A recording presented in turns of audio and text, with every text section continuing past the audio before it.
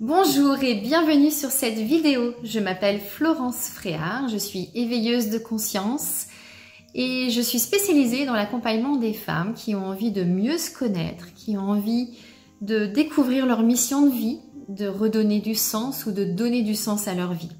Mes accompagnements sont basés sur la numérologie et je vous invite à cliquer sur le lien qui est juste en dessous si vous souhaitez découvrir un peu plus la puissance de vos chiffres. En cliquant sur le lien, vous recevrez votre guide complet gratuit pour mieux vous connaître grâce à la numérologie. En attendant le plaisir de vous accompagner, je vous souhaite une belle écoute de la vidéo qui suit. À très bientôt. Bonjour et bienvenue sur cette vidéo. Florence avec vous pour parler du timing. Alors, ce que je veux entendre par ça, c'est que je ne sais pas si vous avez déjà remarqué, mais parfois dans nos vies, on a envie de mettre des choses en place, donc on met des actions en place pour arriver à atteindre cet objectif. Et puis, ça fonctionne pas toujours. Ça fonctionne pas toujours. Il y a des fois, ça avance pas, il n'y a pas de réponse. Si on a besoin de personnes extérieures, elles bougent pas. Enfin, bref, ça va pas dans le bon sens.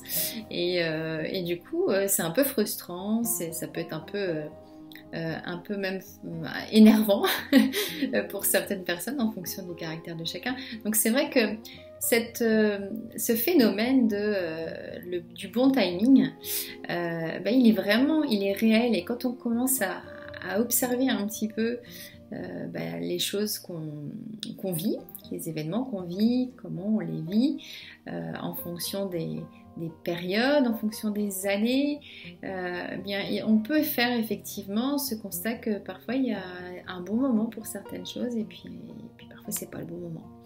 Alors c'est pas parce que c'est pas le bon moment que c'est pas quelque chose à faire, loin de là, hein, c'est pas lié à ça, c'est que voilà, il y a des périodes, des moments dans notre vie où tout est aligné pour que ça fonctionne, parce que c'est alors là, je vous invite à vous ouvrir sur plus grand que vous, mais effectivement, il y a quand même des phénomènes qu'on ne peut pas expliquer et qui forcément sont dirigés par autre chose. En tous les cas, moi j'y crois fortement. Si ce n'est pas votre cas, c'est ok aussi, mais si vous êtes comme moi et que vous croyez qu'effectivement il y a des choses qui nous dépassent, bienvenue dans mon univers, parce que j'en suis vraiment convaincue. Et pour revenir à ça, c'est que oui, il y a des bons moments pour faire certaines choses. Alors notamment, moi, avec les accompagnements que je propose basés sur la numérologie, je témoignerai dans une autre vidéo, mais c'est vrai qu'il y a un travail qu'il est possible de faire, c'est d'identifier nos années personnelles. Et nos années personnelles fonctionnent sur des cycles de 9 ans. Pendant ces 9 années, chaque année, on est invité à mettre en place des choses différentes. Alors, quand on ne le sait pas, quand on n'a pas conscience de ça, et qu'on regarde a posteriori ce qui s'est passé dans nos vies, c'est assez bluffant. Donc ce qui est intéressant surtout avec cet outil, c'est pas forcément d'y être complètement scotché, hein, on ne va pas vivre notre vie en fonction de ça, mais les années personnelles peuvent nous confirmer que c'est peut-être le bon moment pour faire telle ou telle chose. Notamment sur tout ce qui est engagement, que ce soit engagement personnel, professionnel, des achats, des choses comme ça, achats immobiliers, des gros achats. Donc là, ça peut être intéressant de regarder si c'est le bon moment. Alors c'est pas parce que c'est pas le bon moment forcément que ça fonctionnera pas, on n'est pas dans cette vérité-là, mais en tous les cas, il y a une chose qui est sûre, c'est que quand c'est le bon moment, quand on est dans une année où les invitations vont dans ce sens-là, les choses se passent plus facilement, c'est plus fluide. Et à contrario, il y a des années où on est invité à faire un bilan. Alors souvent on le ressent, c'est des années qui ne sont pas forcément très confortables, très agréables, et j'imagine que vous avez déjà remarqué que alors, les jours se suivent et ne se ressemblent pas, mais les mois aussi et les années aussi. Donc comme on dit parfois, la roue tourne, donc il y a des bons moments pour faire des choses et des moments pour faire d'autres. Et notamment dans les années de bilan, c'est des années qui, je trouve intéressant à identifier parce que quand on est dans une année de bilan, alors déjà ça peut bousculer un peu, et en plus quand on a vraiment l'envie de mettre des choses concrètes en place pendant une année de bilan, souvent ça avance pas comme on veut, donc ça peut être vraiment très démobilisant, surtout si c'est un projet important pour soi et que au final, voilà, on avait vraiment envie de le mettre en place cette année et qu'on se rend compte que finalement tout ce qu'on pose ne se réalise pas, où il y a des obstacles qui se mettent devant nous, enfin bref, plein de choses qui sont pas forcément toujours très sympas. Et le fait de savoir que pendant cette année-là, ça risque d'être comme ça, ça peut être, on va dire, apaisant, allégeant, même si c'est pas toujours voilà, confortable, parce que quand on a décidé, parfois on a décidé et on aimerait aller là où on a envie d'aller. Mais le fait de savoir que pendant cette année-là, ça risque de pas fonctionner comme on veut, ça peut faire du bien.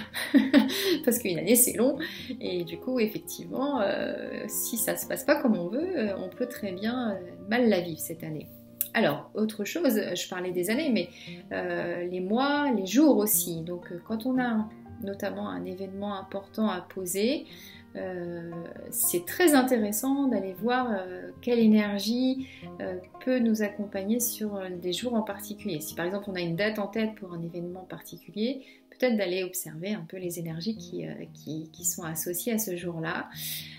Et si c'est possible, de faire en sorte de le décaler si c'est pas propice, ou alors de trouver des choses qui peuvent permettre de compenser une énergie qui va pas forcément dans le sens de ce qu'on veut faire, avec d'autres petites choses qu'il est possible de mettre en place.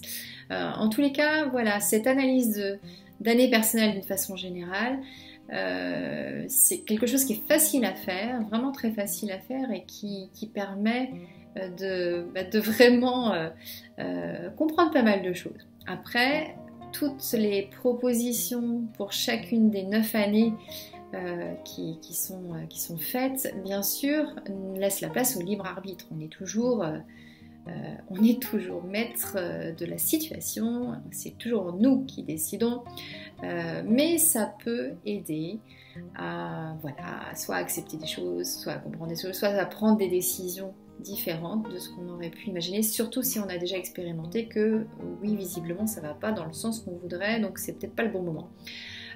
Donc le bon moment n'est pas toujours facile à trouver, mais ces outils permettent de nous aider.